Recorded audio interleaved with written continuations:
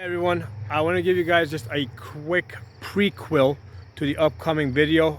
I shot the video I think like 2 days ago, and I don't think I made it clear that in order for team navigation to work, you need two guys with two scopes, right? Looking through two scopes that each have mill lines. Okay, so you can have two guys with two rifles with two scopes on them, or you can have, let's say, one guy that has a rifle with a mill scope on it and the other guy has a spotting scope, and that's fine.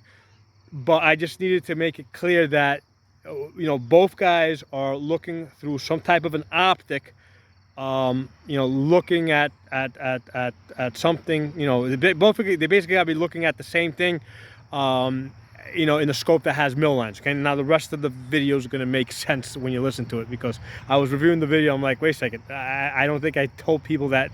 I explained that part to them. Okay, so enjoy the rest of the video that's coming up.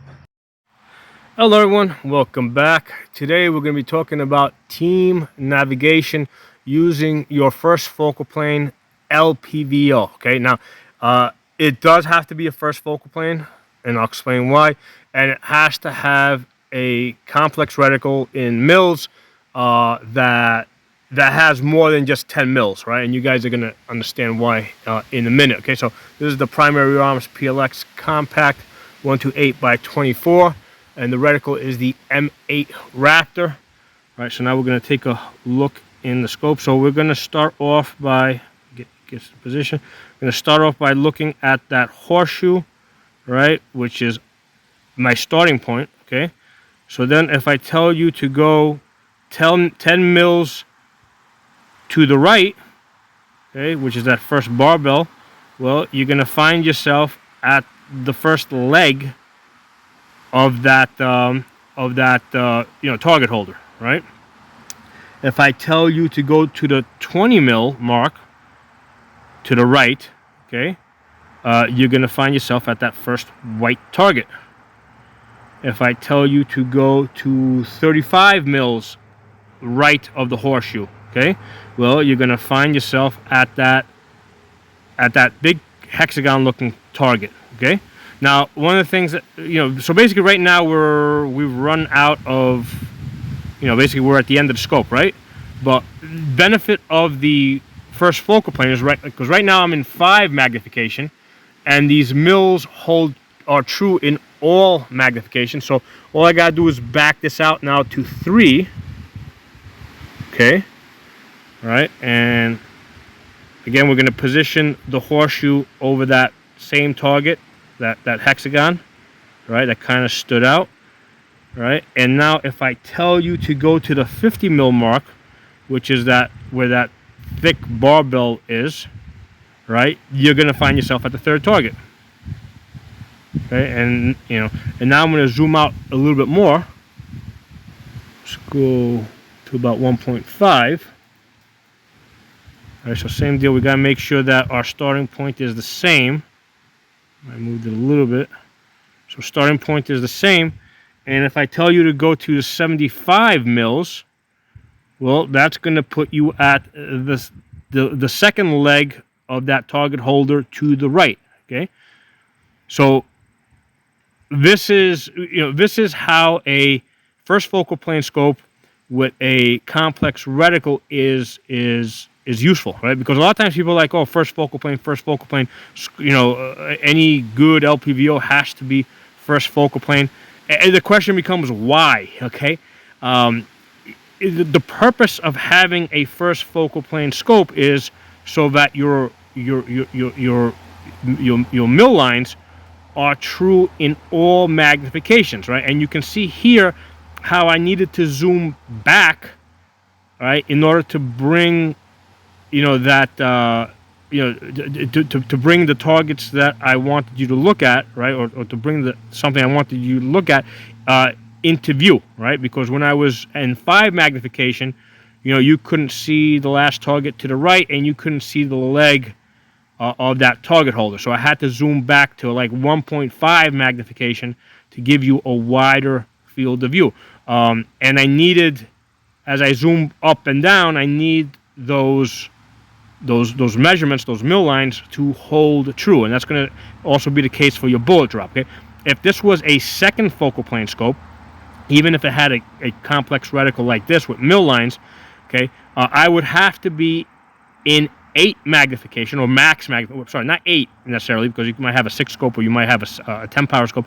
Whatever your max magnification, you need to be in your max magnification so the mill lines hold true. So the problem is, if you're in max magnification, you know, the thing that you want to be looking at might be out of your field of view, because you know, so and you can't you can't be in any magnification other than max magnification and be able to guide people that have a mill scope to the target, because as you zoom to different magnifications, those mill lines, they mean different things. So only with the first focal plane scope do the mill lines hold true in all magnifications, and I can use it to team navigate, right, other people to a target, right, to say, hey, listen, I want you to keep your eyes on, you know, keep your eyes at the you know, at the 50 mil mark.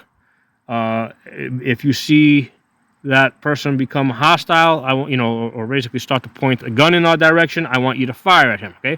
But keep your eyes at the 50 mil mark right of that stop sign that we're all starting off from, okay? So again, as I zoom in and out, you know, okay, the reticle changes proportionately to the background, okay? So that's the first focal plane. Okay, so there's really no point in having a first focal plane scope unless you're going to have, you know, unless you want to have these capabilities and are going to make use of them, right?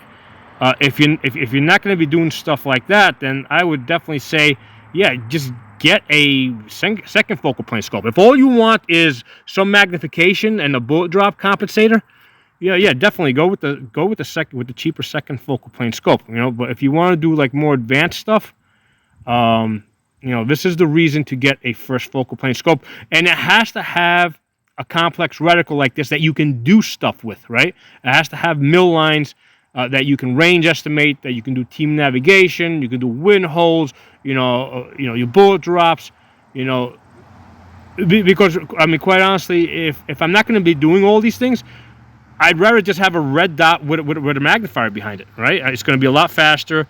It's going to be a lot lighter. If I don't need to use the magnifier, I can just completely remove it, and I have a lighter gun, right, with just a red dot on it. And if I need magnification, I can just put the magnifier back on it. So unless I'm going to be making use of the mill lines, there's no point in having an LPVO. Okay. Now, the LPVO is basically designed. Basically, there's no point. Like I said, there's no point in having unless you're going to be doing these things. And it really, you know, basically it works better when you're in the higher magnifications, and then you can kind of zoom in and see the mill lines. If you're you know, one of the benefits of the LPVO that goes all the way back down to 1 is if you're in a CQB environment, you'll be like, okay, we accomplished our mission here. It's time to get out of here. All right, now I'm going to go all the way down to 1 power. Okay. All right, I'm going to go down to 1 power. All right, and now we're just going to get out of here. You know what? I'll put on my illumination. So this functions as kind of like a red dot. Because if you don't have that red dot on, I covered this in another video, it's really hard to find that center aiming point. Those posts on the side now come into your view, and they can hide, they sort of guide you to the center. Okay, so this functions as a German force. So I just turned off the illumination. So those posts are designed to guide you to the center, but that's really hard because that horseshoe has shrunk down, you know, to basically microscopic. You can't see it. So now I pretty much have to turn on my illumination. The problem with the illumination is that even, you know, basically you're going to run out your battery. LPVOs are terrible at battery consumption. This scope here has auto off, shake awake, but if you're carrying the gun on your back and you're moving, it's never going to go to sleep. It will always be, you know, it will always be, you know, on. Okay, so the purpose of the 1X is we accomplished our mission, right, using the complex reticle. And now we're just basically using this to get out of there, and we're going to go down to 1X. So if we do get into some type of CQB type of situation, right? Some type of close quarter combat.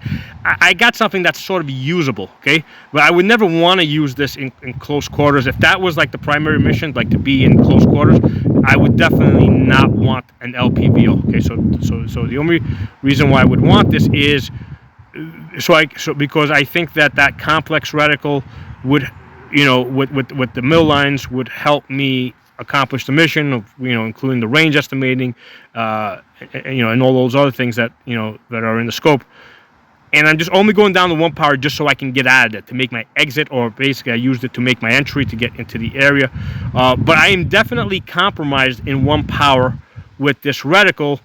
That's kind of like really hard to see your center aiming device. And it's, I mean, even with the red dot on, it's kind of, with the illumination, it's kind of hard. And if you turn it off, it's like especially hard. Okay, so I want you guys to to understand the place of the LPVO and the place of the first focal plane, and how the reticle, if you're going to have a first focal plane scope, the reticle has to be suited to it, right? It has to be a complex reticle like this that is going to have information in there that you can actually use in the first focal plane, because you're going to be actually measuring it at different magnifications, because you need different fields of view, okay? Because a lot of times people are like automatic, yeah, it's got to be first focal plane or bust, or it's a piece of crap, and that's not the case, right? If you're not going to be doing taking these complex measurements, go with the second focal plane, or just go with a red dot with a magnifier, which is my primary. My primary is a red dot with a magnifier. This is a very specialized tool, all right? Think of the LPVO as a specialized tool. So I hope you guys enjoyed the video. Talk to y'all soon.